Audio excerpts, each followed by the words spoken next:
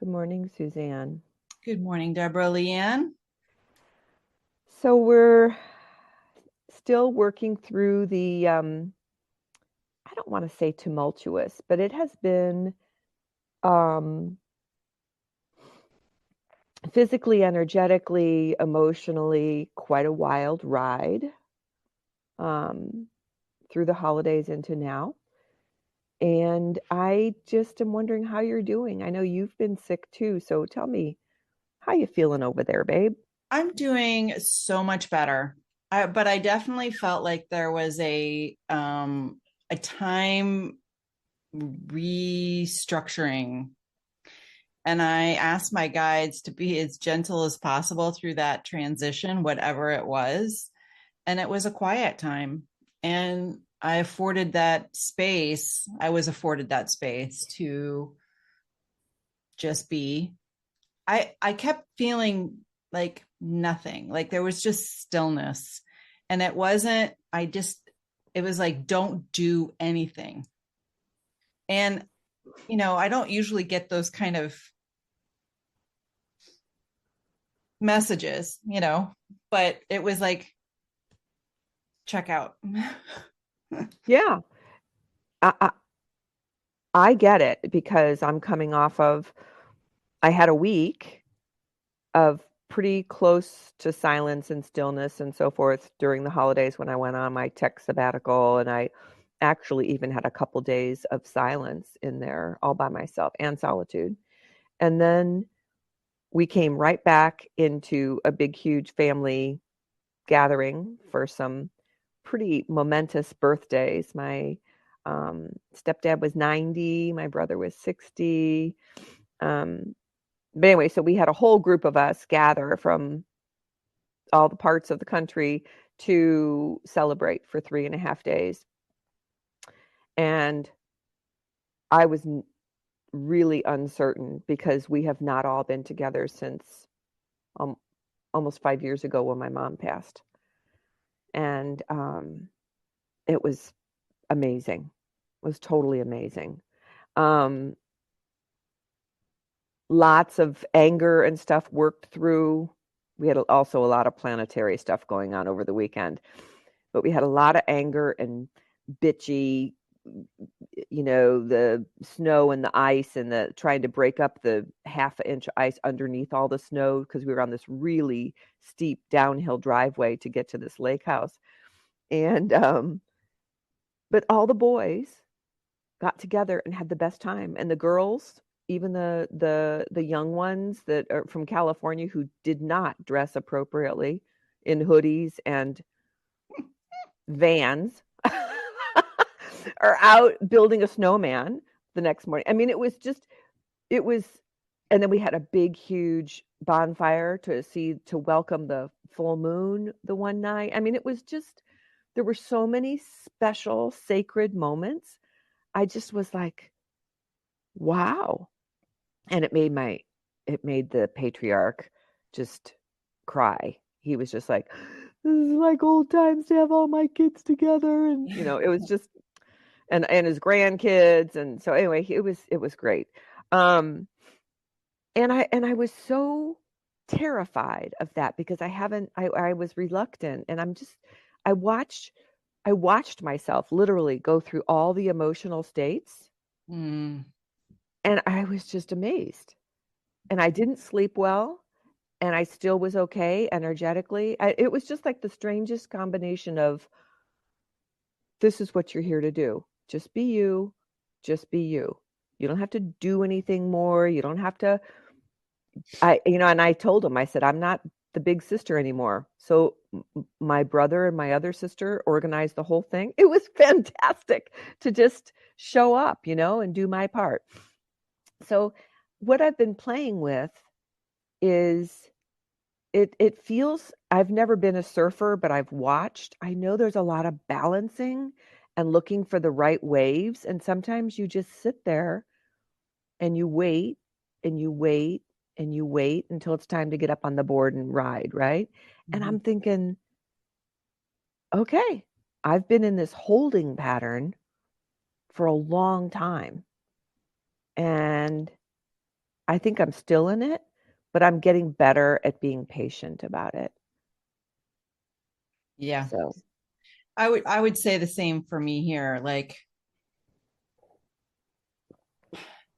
it's well, and I've always played with time and patience, right? So that's part of what I get to play in. And it is being present with all of it. Even when you're going through it and it feels really rocky, it's like, okay, and this is what life is right now. Doesn't mean that it's going to stay that way forever, but oh God, no. it's what it is. And so, how can I move through this with as much grace as possible? Um, and sometimes it is crunchy.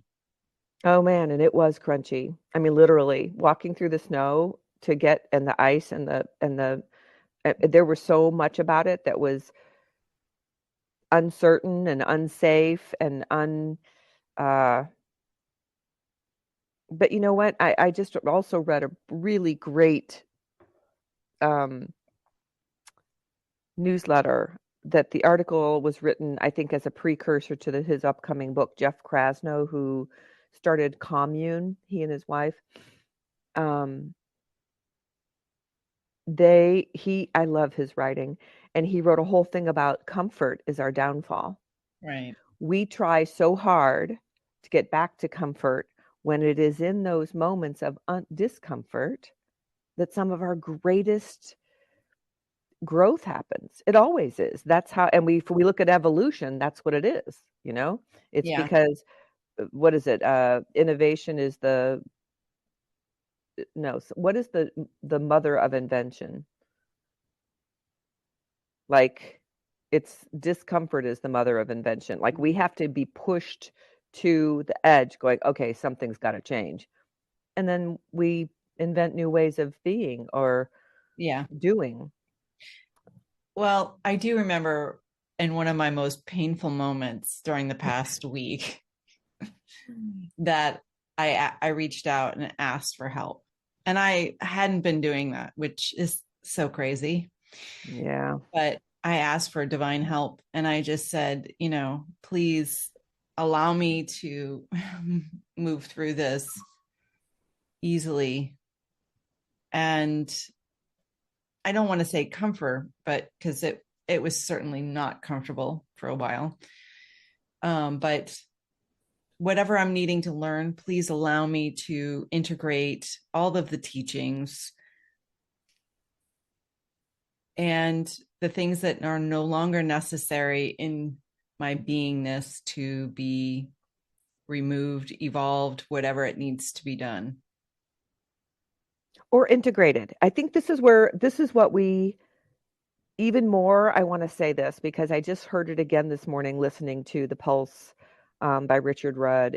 This week is Gene Key 61. And he's talking about psychosis to sanctity, and the path is inspiration, I think. Um, but what he said was, it is not about being here, like being grounded or being spiritual. It is integrating. And so Right. every time we try to push something away, like, I don't want to be that, no. Right. So each one of these shadows is not something for us to unlearn, not be, push away. It is like, where is that in me? And how do I use that as part of who I am to be? Because it is the pathway for us to Right. get to that higher consciousness state. Well, I We can't definitely, get there if we don't go through this. right. I do remember vaguely in that state of just surrender. And Oh, and you were so sick that your body wouldn't let you do anything. But yeah, I be in just it. was, yeah. And I love that you didn't even have a voice. We met to record the one day, and your voice was Yeah. so.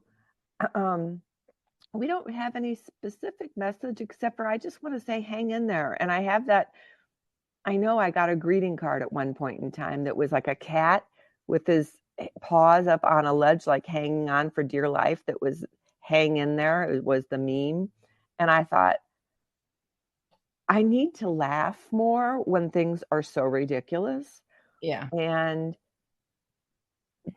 I did. I mean, we belly laughed and cried laughed and messy laughed, and I mean, it was some of the crazy crap that came out of one of my brothers who believes, the earth is flat kind of stuff, and that we are living under a dome, and the moon is only 5 miles away and stuff like that. I mean, I just was, as opposed to being upset by it or annoyed by it, I just found it all to be just hilarious. Like, this is all part of it, right? We're all weaving this. Let's see if I can show you. We're all weaving the tapestry of what this fabric of life that we're dancing in right now. And I'm just like laughing. Sorry.